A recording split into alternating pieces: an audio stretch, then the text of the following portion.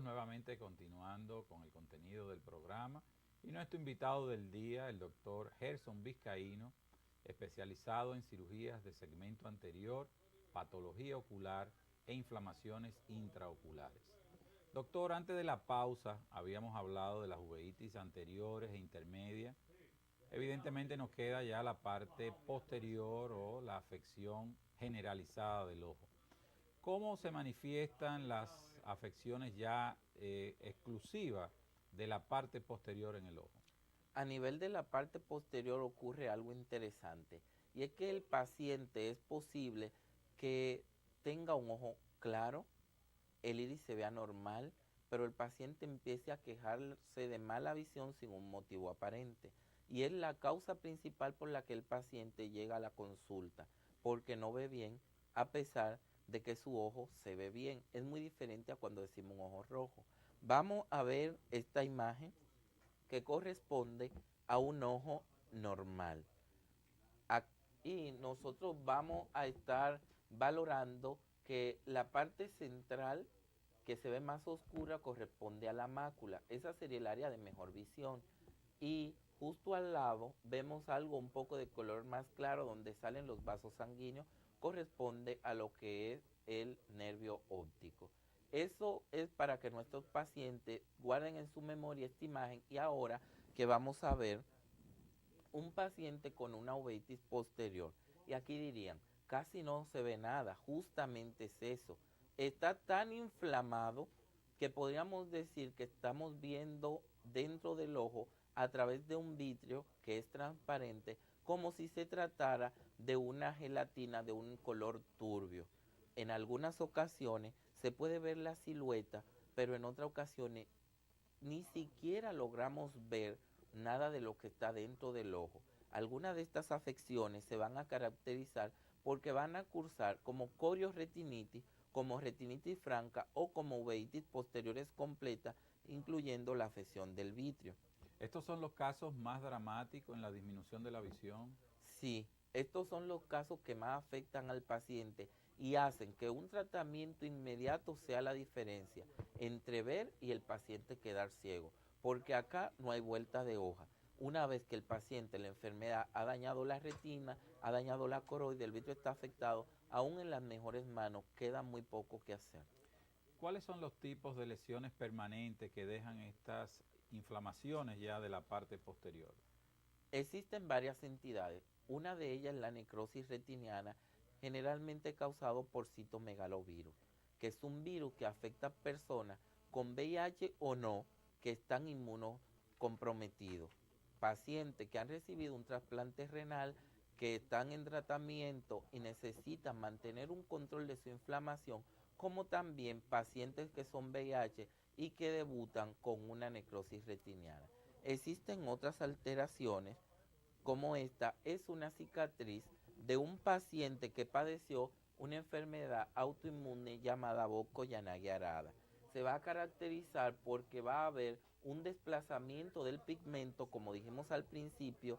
La coroide es una pantalla y trata de que la luz no caliente demasiado el interior del ojo. Aquí esa pantalla está dañada y los pigmentos se desplazan hacia un lado, haciendo que las áreas de retina queden un poco transparentes y no se puedan valorar. Estos pacientes que presentan las lesiones ya, ¿cómo manejan ya estos casos? ¿Va a una fase de rehabilitación o estos pacientes ya van a ser declarados con una ceguera legal? Depende de la etapa en la que el paciente es atendido. Hay casos donde tenemos panuveitis, pacientes en muy malas condiciones, donde el paciente internado se le administran medicamentos orales y endovenosos. El paciente es manejado en una fase muy intensiva para lograr recuperar el paciente. Otros casos donde aún el paciente ya con posibilidades visuales muy pobres, logramos salvar los 10 grados centrales de visión y el paciente va a tener una visión útil limitada. Y otros casos donde solo nos limitamos a hacer que el paciente mejore sus condiciones, la inflamación disminuye y salvar el ojo contralateral de ser posible. En los casos donde ya no se puede hacer más, son referidos para ser manejados por el Departamento de Baja Visión. Estos casos, doctor Vizcaíno, que van a producir las inflamaciones dentro del ojo definidos como uveitis, ¿pueden afectar ambos ojos o exclusivamente se están focalizados en un solo lado? Existen entidades que son muy específicas de que afecten un solo ojo. Las parasitosis, por ejemplo, tosocariasis, tosoplasmosis, generalmente afectan un ojo. En el caso que afecten los dos ojos, es un paciente que ha tenido una infección intrauterina. La madre embarazada padeció la enfermedad. Y casos muy aislados donde el paciente presentó una infección en el primer ojo, se sanó, fue tratado y luego, a posteriori, presenta una infección en el otro ojo. En los casos de que las enfermedades son bilateral, debemos de pensar que estamos frente a una enfermedad sistémica y no solamente ocular, como es el caso de la panuveitis. Estos casos ya han sido evaluados. ¿Cómo es el manejo? ¿Y cómo se llega? ¿Qué estudios se vale indicar para uno poder ir clasificando todo este rompecabezas tan amplio de posibles causas de inflamación intraocular? Lo primero que nosotros debemos saber es frente a qué uveitis estamos, si es una uveitis anterior, si es una uveitis intermedia, si es una uveitis posterior o una panuveitis. También frente a qué paciente estamos, ¿es niño, es adulto, es un anciano? El paciente tiene manifestaciones sistémicas, entonces en el screen nos vamos a ir guiando de todo lo que el paciente presente, de cosas tan simples como decir me duele la cabeza o de que hace una semana me dolía la rodilla, pero eso fue que fui al interior del país y caminé mucho. Entonces, en ese momento vamos a decir, si yo encuentro los dos ojos afectados, ya sé dónde está, tengo algo de historia, empezamos a hacer evaluaciones generales. ¿Qué pasa? Las uveitis son manejadas de forma generalmente sistémica. Hay que asegurarse que tenemos un buen funcionamiento del sistema inmunológico. Hacemos un hemograma. Tenemos que asegurarnos que el riñón está funcionando adecuadamente. Hacemos una orina, una urea, una creatinina. También necesitamos ver función hepática y hacemos transaminasas hepáticas. Luego pasamos si el paciente correlaciona alguna enfermedad con dolor articular, con limitación de los movimientos, entonces pasamos a cuadro inflamatorio de artropatía y ahí vamos a estar indicando factor reumatoide y estreptolicina O. También si queremos saber, ahora el cuadro está afectado de forma reciente, está comportándose de una manera muy inflamada, entonces en ese momento vamos a poder al paciente indicarle una eritrosedimentación que nos dice que el paciente en este momento está cursando con la enfermedad. Existen otras pruebas que nos van a orientar para determinar porque hay algunas enfermedades como el VIH que debemos sospecharlo cuando vemos personas que tienen un deterioro físico o cuando encontramos lesiones en retina muy específicas o a nivel de lo que es la conjuntiva. Otra cosa que debemos hacer es, a veces hacemos algunos inmunoanticuerpos que son necesarios para nosotros poder decir si son enfermedades que no son muy comunes, como cuando nosotros estamos buscando el HLA-B27 para una enfermedad autoinmune denominada BC y también el B51, que en uno lo que hacemos es ver cómo se va a comportar la enfermedad y otro para ver a qué grupo pertenece dentro de su mismo grupo general. Doctor, ya tratando en el caso de las enfermedades, usted ha descrito que la mayoría de estos procesos inflamatorios o de uveitis están relacionados con alguna causa sistémica y se deben de tratar directamente estos puntos. Cuando vamos a tratar en el ojo, ¿con qué tipo de medicamentos se prescriben para un uso directo a nivel oftalmológico? A nivel oftalmológico nosotros vamos a manejar los esteroides tópicos, los antiinflamatorios no esteroides, los midriáticos y cicloplégicos. En el caso de que tengamos un glaucoma secundario, vamos a utilizar un antiglaucomatoso de tipo no prostaglandina, porque la prostaglandina funciona inflamando de forma muy pequeña el ojo, logra que disminuya la presión, pero ya un ojo inflamado lo que hace que el ojo se ponga más inflamado. A partir de ahí manejamos algunos medicamentos orales que lo conocemos como modificadores de los síntomas.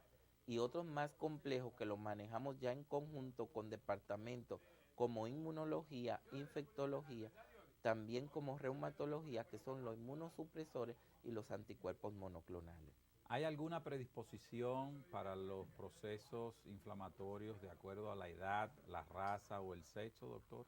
Sí, existen muchas entidades ya establecidas y se asume que cuando ambos padres han padecido de artritis reumatoide, existe un porcentaje de más del 65% que los hijos lo padezcan.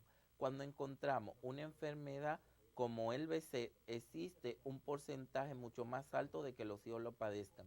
Entonces, también se va a caracterizar por la raza. Hay algunas enfermedades que son muy típicas de pacientes de raza negra. Entonces, ahí también entra lo que es la predisposición genética asociado a lo que es la coloración de la piel. En nuestro país, ¿cuál es la situación en la práctica oftalmológica privada u hospitalaria de los procesos inflamatorios o uveíticos? Existe mucha población oftalmológica muy bien orientada en cuanto a lo que son los problemas oftalmológicos, pero muchas veces no están en la capacidad de manejar todas esas situaciones, pero eso presenta un dilema para el paciente, porque muchas veces no entiende cuando un oftalmólogo le dice al paciente que su caso es un caso que es de importancia y que necesita una terapia adicional que va más allá de sus manos. Entonces, estos casos son de suma importancia de manejarlo en conjunto con un oftalmólogo ya especializado en lo que es enfermedades inflamatorias oculares. Doctor Vizcaíno, una última exhortación en un minuto de programa que nos queda para nuestra audiencia que gentilmente nos ha acompañado hasta este final. Bueno, hay que decirle a la población que las enfermedades de los ojos en muchas ocasiones no dan segunda oportunidad. Y lo mejor es asegurarse de que un especialista de la salud le diga que usted no tiene nada y que usted está bien y que las molestias son molestias mínimas, tal vez como uveitis, que son únicas, que pasaron en un momento, o que la disminución de la visión se asocia a falta de lente o algún otro trastorno. Es recomendable que el paciente acuda con un especialista frente a disminución de la visión, frente a dolor, frente a alguna molestia que siente en el ojo, aun cuando ésta sea mínima. Si un paciente tiene una disminución de la visión o una molestia por más de 5 a 6 días, ya es algo que hay que tomarse en cuenta. Amigos televidentes, han escuchado ustedes del doctor Gerson Vizcaíno toda la información sobre lo que son los procesos inflamatorios intraoculares definidos como la uveitis. Ustedes no pueden minimizar los signos del enrojecimiento, el dolor, la visión borrosa y estas molestias que muchas veces pueden pasar por desapercibido, otras veces pueden ser insidiosas y a veces hasta crónicas, pues esto puede ser un proceso ya de una inflamación, que esto es resultado de muchas veces de complicaciones sistémicas asociados a procesos infecciosos, así como también reumáticos. Es de mucha importancia una evaluación oftalmológica. Recuerden la clave del programa, el lema es: la prevención es la clave. Esto lo define todo. Usted puede llegar en el momento oportuno para ser tratado y así evitar las complicaciones que pueden llevar inclusive a una ceguera ya irreversible, una ceguera legal. Muchas gracias por permitirnos entrar en sus hogares y brindarle información que de una forma u otra pueden servir para generar una segunda opinión en el caso que los afecte. Muchas gracias por su sintonía. Hasta la vista.